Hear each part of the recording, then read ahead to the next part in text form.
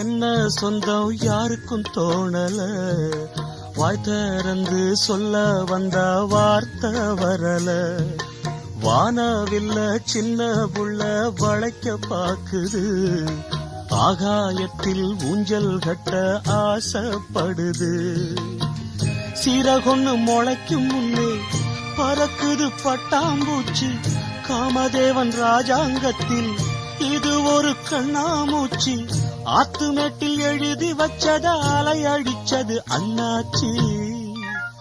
சம்சாரம் அது மின்சாரம், சம்சாரம் அது மின்சாரம்.